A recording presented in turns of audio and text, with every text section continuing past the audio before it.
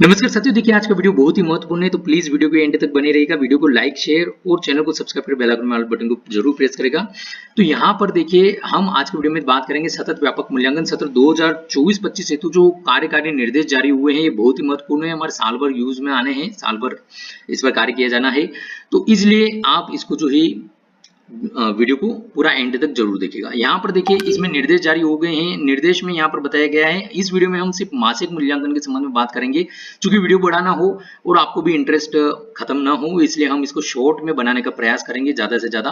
तो यहाँ पर सिर्फ हम मासिक मूल्यांकन के संबंध में बात करेंगे। यहाँ पर कक्षा शिक्षण के दौरान सतत व्यापक मूल्यांकन अंतर्गत मासिक मूल्यांकन संलग्न ब्लूप्रिंट परिशिष्ट 1 के अनुसार किया जाए, तो वो हम देखते हैं वीडियो में आगे पूरा विस्तृत में देखेंगे। हम कक्षा 1 और 2 में प्रत्यक्ष मासिक मूल्यांकन नहीं किया जाए। इन कक्षाओं में एफएलएन आधारित साप्ताहिक एवं आवधिक आकलन विषयवार निर्धारित योजना अनुसार किया जाए। ठीक है, तो कक्षा 1 और 2 में मासिक मूल्यांकन नहीं किया जाएगा, यहाँ पर क्लियर हो चुका है। दूसरा हम देख लेते हैं, कक्षा 3 से 8 तक कक्षावार सभी विषयों में मासिक मूल्यांकन निर्धारित प्रक्रिया अनुसार माह के अंतिम सप्ताह में शाला स्तर पर किया जाए। तो बहुत ही महत्वपूर्ण है कि माह के अंतिम सप्ताह में यह आयोजित किया जाना है। अब कौन कौन से माह में किया जाना है ये भी यहाँ पर स्पष्ट बताया गया है, वो भी हम देख लेंगे। तो मासिक मूल्यांकन हेतु कक्षावार प्रत्येक विषय के लिए निर्धारित मासिक पाठ्यक्रम अनुसार 10-10 अंकों का लर्निंग आउटकम आधारित गुणवत्ता युक्त प्रश्न पत्र बनाया जाए।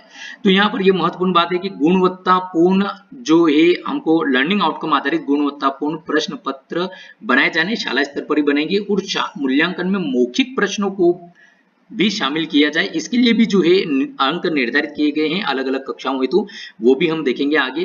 तो इस चीज का विशेष यहाँ पर ध्यान रखना है कि लर्निंग आउटकम आधारित गुणवत्ता युक्त प्रश्न पत्र बनाए जाएं और मूल्यांकन में मौखिक प्रश्नों को भी शामिल किया जाए। और कक्षा 3 से 8 तक के लिए ही मासिक मूल्यांकन जो है आयोजित किया जाएगा।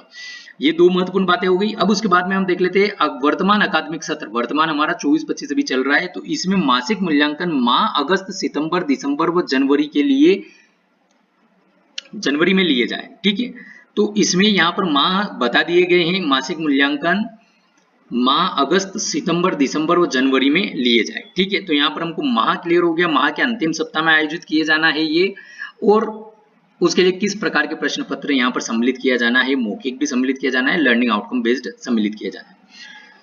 अब उसके बाद में हम देख लेते हैं मासिक मूल्यांकन की उत्तर पुस्तिकाओं की जांच करते समय बच्चों की कॉपी में सही के निशान लगाकर केवल हस्ताक्षर न करें, बल्कि उनकी जो त्रुटियां हैं उस पर लाल पेन से गोले लगाकर सुधार भी किए जाए, और त्रुटियों के बारे में बच्चों को व्यक्तिगत फीडबैक टिप देकर पुनः अभ्यास कराया जाए ताकि उनकी त्रुटियों में सुधार हो सके। उसके बाद में यहाँ पर देखिए मासिक मूल्यांकन संबंधी अभिलेख शाला स्तर पर कक्षा शिक्षक या विषय शिक्षक द्वारा संधारित किए जाए। कक्षा 3, 4, 6 व 7 के छात्रों में के मासिक मूल्यांकन के प्राप्त अंकों के आधार पर ग्रेड निकालकर इसकी प्रविष्टि वार्षिक परिणाम अभिलेख पत्रक एवं प्रगति पत्रक में भी की जाए। ठीक है, तो इस चीज का भी जो यहाँ पर ध्यान रखा जाना है। उसके बाद में देखिए यहाँ पर उत्तर पुस्तिकाओं का विश्लेषण, लर्निंग गैप्स का चिन्हांकन तथा विशेष शिक्षण के बारे में यहाँ पर बताया गया है कि विषय शिक्षकों द्वारा मासिक मूल्यांकन की उत्तर पुस्तिकाओं का प्रश्नवार एवं छात्रवार विश्लेषण करना है। ठीक है, विश्लेषण कर लर्निंग गैप्स की पहचान की जाए कि कौन से लर्निंग गैप्स में यहाँ कौन से लर्निंग आउटकम्स या उनमें जो है गैप्स आ रही, उसकी पहचान की जाए एवं शाला स्तर पर विशेष शिक्षण की व्यवस्था कर अपेक्षित दक्षताएं पूर्ण कराई जाए। तो इस चीज का भी विशेष ध्यान रखना है। अब यहाँ पर देखिए मासिक मूल्यांकन के बारे में हम इतनी बात क्यों कर रहे हो, इतने निर्देश क्यों जारी हुए, क्योंकि मासिक मूल्यांकन का जो है वार्षिक परीक्षा जो एनुअल जो रिजल्ट बनेगा, तो एनुअल रिजल्ट में भी उसका जो है आउटपुट सम्मिलित किया जाएगा, अधिभार सम्मिलित किया जाएगा। वो हम देख लेते हैं कहां पर कितना रहेगा। तो ये देखिए, ये यहाँ पर वार्षिक जो ये वाला 3.5 नंबर का जो पॉइंट है ये हम देखेंगे। ये कक्षा 3, 4, 6, 7 के लिए हम बात कर रहे हैं। ठीक है, कक्षा 3, 4, 6, 7 के लिए हम बात कर रहे हैं। ये यहाँ पर बताया गया है, ये 3.3 से लेकर 3.6 तक 3, 4, 6, 7 के लिए बात है।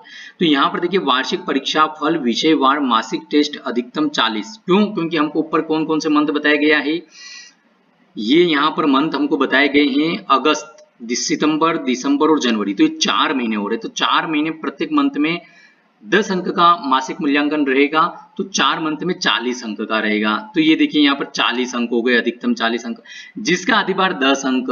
ठीक है, ये वार्षिक परीक्षा फल विषयवार मासिक टेस्ट अधिकतम अंक 40 के होंगे ये, जिसका अधिभार 10 अंक जो है सम्मिलित किया जाएगा। 10 अंक इसके सम्मिलित रहेंगे वार्षिक परीक्षाफल में, 20 अंक जो है अर्धवार्षिक परीक्षा के रहेंगे, और वार्षिक लिखित परीक्षा के जो अधिकतम 60 अंक रहेंगे। तो ये कितने हो गए, 10 और 20 30 और 60 90, और उसके बाद में प्रोजेक्ट के 10 अंक रहेंगे। इस प्रकार से 100 अंक का जो ये वार्षिक परीक्षा फल बनेगा। तो इसमें 10 अंक जो है आपके मासिक टेस्ट करेंगे, इसलिए बहुत ही महत्वपूर्ण है कि हम ये सभी कार्य जो है सही से रखें और सही से उसको संधारित करें। अब हम इसकी जो ब्लूप्रिंट की जो बात हो रही थी वो हम यहाँ पर देख लेते हैं। ब्लूप्रिंट जारी हुआ है, ये सत्र 24-25 के लिए भी रहेगा, यहाँ पर 23-24 लिखा हुआ है लेकिन 24-25 के लिए भी रहेगा। परिशिष्ट हुआ नहीं, ये मासिक मूल्यांकन प्रश्न पत्र बनाने का ब्लूप्रिंट कि किस प्रकार के क्वेश्चन कितने अंक के रहेंगे और कितने रहेंगे, और इस प्रकार से कितना जो है अंक का ये मासिक टेस्ट जो रहेगा वो बनेगा। तो यहाँ पर देखिए कक्षा 4 और 5 के लिए यहाँ पर बताया गया है वस्तुनिष्ठ बहुविकल्पी प्रश्न रहेंगे, जो ऑब्जेक्टिव टाइप के रहते हैं बहुविकल्पी। वो प्रश्न की संख्या रहेगी 4, प्रत्येक प्रश्न रहेगा आधे अंक का। इस प्रकार से 2 अंक का ये बहुविकल्पी प्रश्न रहेंगे। फिर उसी प्रकार से वस्तुनिष्ठ रिक्त स्थान वाले 3 क्वेश्चन रहेंगे, आधे अंक का एक रहेगा, 1.5 अंक इस प्रकार से इनके लिए रहेंगे। अति लघु उत्तरीय 2 क्वेश्चंस रहेंगे, जिसमें से 1 नंबर का एक रहेगा। इस प्रकार से 2 जो है अंक इनके रहेंगे। लघु उत्तरीय 1 क्वेश्चन रहेगा, 1.5 अंक का ये रहेगा। इस प्रकार से 1.5 अंक इनका बनेगा। तो ये कितने हो गए हैं, 2 और 1 3 4 5 6 और आधा आधा अंक मिला के 7 अंक ये हो गए। और मौखिक अंक जो हमने देखा था ऊपर, वहां पर बताया गया मौखिक अंकों को भी सम्मिलित करें, ये मौखिक प्रश्नों को, तो वो 3 अंक के रहेंगे कक्षा 4 से 5 में। इस प्रकार से टोटल 10 प्रश्न का जो मासिक टेस्ट बनेगा। ठीक है, इसी प्रकार से 6 7 8 के लिए यहाँ पर बताया गया है वस्तुनिष्ठ बहुविकल्पीय जो मल्टी चॉइस, यहाँ पर 2 क्वेश्चन रहेंगे, आधे नंबर का एक रहेगा, 1 नंबर के बनेंगे। वस्तुनिष्ठ रिक्त स्थान वाले 2 क्वेश्चन रहेंगे, आधे अंक का रहेगा 1, इस प्रकार से 1 अंक इसका बनेगा।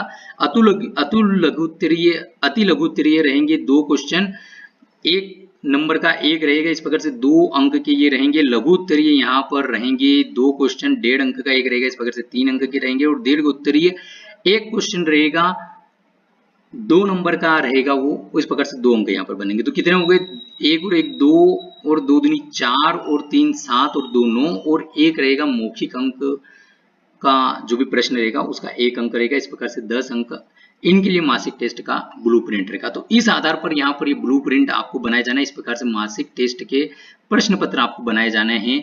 यहाँ पर देखिए एक और चीज यहाँ पर नोट में बताई गई है कि प्रश्न पत्र में माहवार पाठ्यक्रम के आधार पर प्रत्येक पाठ उबलिक अध्याय के प्रश्न सम्मिलित किए जाए।